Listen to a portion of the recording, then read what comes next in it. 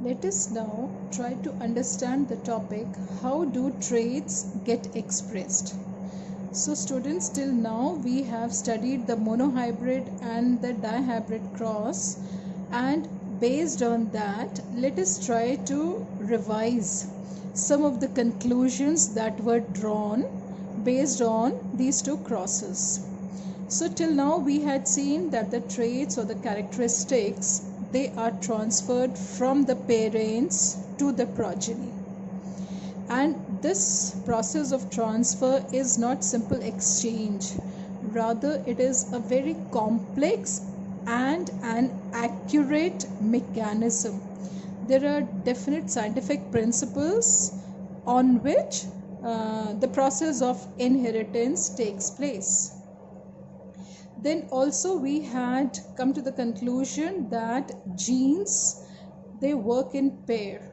So always there are two genes which we call as allele, which are responsible for any character or the trait. Then the character is linked with the two types of genes, and these genes we had seen, they may be dominant in nature or they may be recessive in nature. So by now I am sure you all have understood what do we mean by dominant gene and the recessive gene. So here in the diagram you can see there is a pair of chromosomes. Because chromosomes also exist in pairs, that's why the genes that are existing on a pair of chromosomes, they are also present as a pair. Okay, so just to understand, we may say that maybe this is the gene that is responsible for height of the plant. We are restricting our study only for the pea plant, what we had been discussing till now. Likewise, on this chromosome also, there will be a counterpart of the gene, and both these genes are going to decide what is going to be the height of the plant or height of the organism. So we say this is a pair of genes that is controlling the height of the plant, or in other words we say that these are the two alleles that are controlling a particular character or a trait. Then also we had seen that only one gene or characteristic is passed by each parent to the progeny. Again, if you remember, at the time of reproduction, gametes are formed. Like if this is a pair of chromosome, this chromosome would be going into one gamete, and this chromosome would be going into another gamete. So that was called as segregation. So as a result, if the chromosomes, they get segregated or separated, the genes would also be separated. Then also we had seen that after reproduction, the two gametes again fuse to form a zygote, a gamete from a male parent and another gamete from the female parent. They will fuse together, and again the paired condition of the chromosomes or the genes is once again maintained. Then also we had seen that genes that are controlling the same characteristic are given by the same letters. For example, if the characteristic or the trait is for a tall plant, it will be represented by capital T, but the recessive character, that is the dwarf plant, will not be represented as D, but it will be represented by the small alphabet for the same word. Okay, so it makes capital T and small t and not T and D. So for the height of the plant, capital T and small t are the alternative genes that are present, or we call them as alleles. Okay, So just to revise once again, what do we mean by a dominant gene? That is the gene that decides the appearance of an organism even in presence of the other alternative gene. Like in this case, you can see the genotype is capital T, capital T. So this is a homozygous condition. So there is no alternative form. So naturally this has to be a tall plant. But in the second case, you see the genes are existing in two forms, capital T as well as small t. So this is expressing itself in the presence of this, and the small t or the recessive gene is not allowed to express itself in presence of this dominant gene. Okay. Likewise, the recessive gene would be one that decides the appearance of an organism only in presence of another identical gene. That is, if a plant has to have dwarf stem, the genotype has to be small t, small t. That is, it has to be in the homozygous recessive form.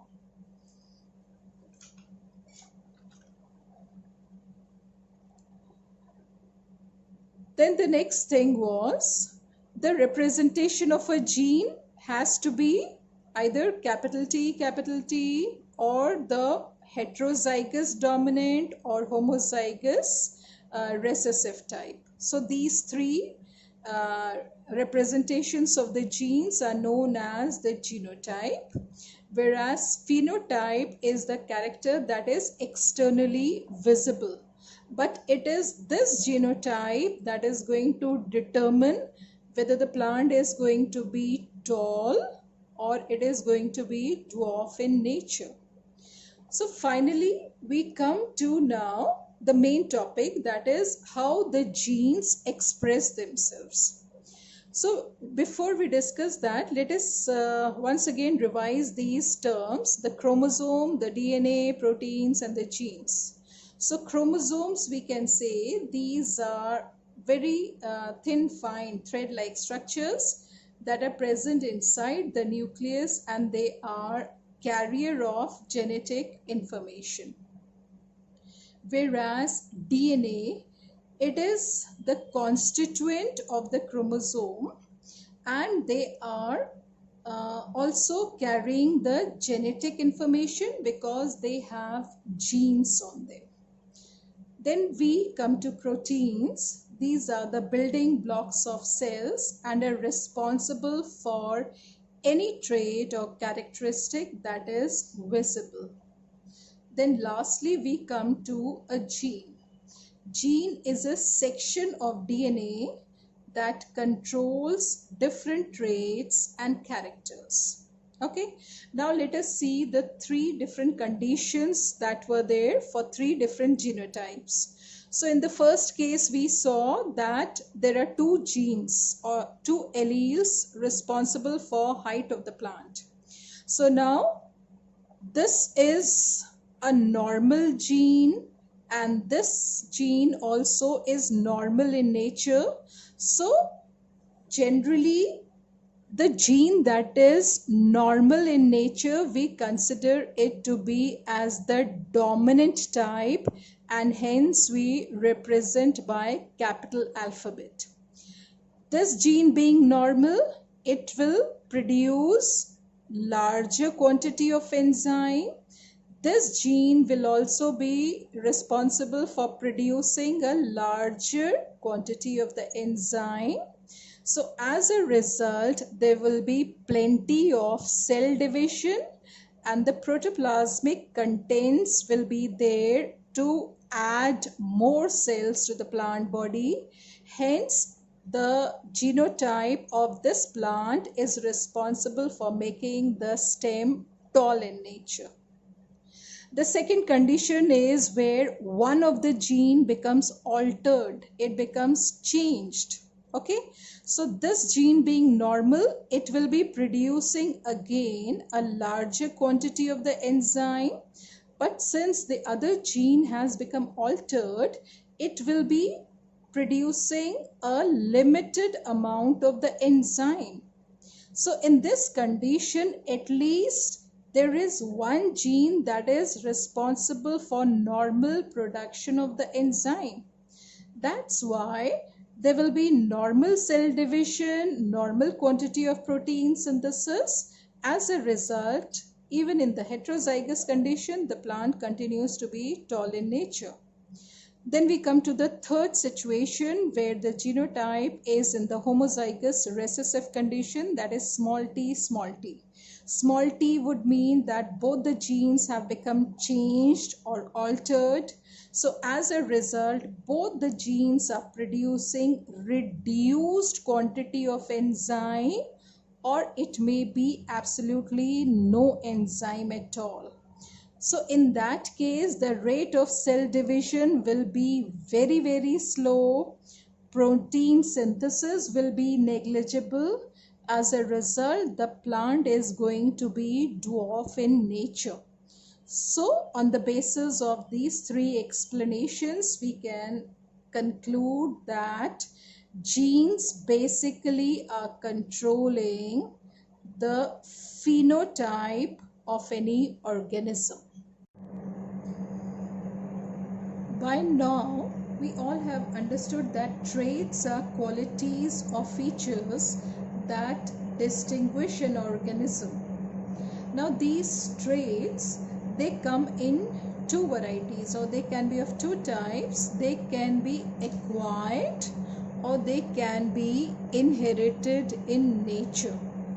So as till now we have seen that the genes are present in the chromosomes, and the chromosomes they get into the gametes, they take part in the process of reproduction, they are transferred to the next generation. So all those characters which are present in form of genes and are transferred from one generation to another generation, they are known as inherited traits. Examples of these inherited traits would be color of the eye, likewise the kind of the earlobes one has, the bone size of an organism, or it may be the musculature of an organism. There might be some genetic diseases in form of hypertension, diabetes, cancer, etc. So since all these traits are controlled by the genes, therefore they are likely to get transferred to the next generation. Okay, so all such traits we call as inherited traits, and in other words we can say they are present since birth. Whereas after the birth there are a number of things which we acquire purposely, for maybe it may be of any useful ability that is helping us in some way or the other. Like the various acquired things which we can think of is learning any kind of a skill. Some children learn dancing or singing, the boys are interested in bodybuilding, wrestling, etc. One may learn the art of driving or swimming. So all these things, all these activities are not going to affect the genes. Hence, they remain confined to only one generation, and because they are not genetic in nature, so they will not be passed to the next generation. Like in most of the countries, we have the trend of having earlobes pierced, especially the females. So when our earlobes are pierced, so that is an acquired character that is not going to affect the genes. Okay, so when this individual is going to reproduce, the young one is not going to be born with pierced earlobes. So we say it is an acquired character, it does not affect the genes, and hence it is non-inheritable. Now, it was first of all a scientist called Weizmann. It was August Weismann who scientifically proved that acquired traits are not inheritable. So how did he prove that?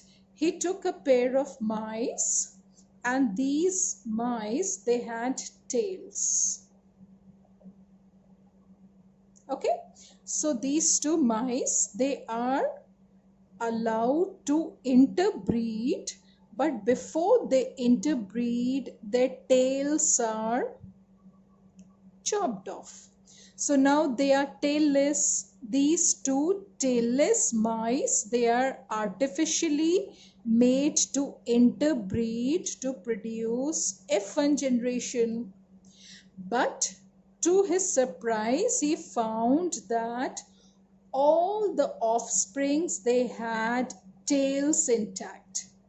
Since having tail is a genetic character and chopping off the tail is an acquired character, therefore we find in the next generation the progeny continues to have the tails. Okay, so again in the next generation, from F1 generation, he selected two individuals. We select them as A and B, and before they are allowed to interbreed, again the tails are chopped off, so they are tailless again that is an acquired character. So what will happen now when they interbreed? Again in the F2 generation, we find the progeny, every single individual is having a tail. So August Weismann continued doing this for a number of generations. But every time he found that the progeny that was born was having tails intact. So in this way, he came to the conclusion that the acquired characters do not affect the genes, and hence they are not passed on to the next generation.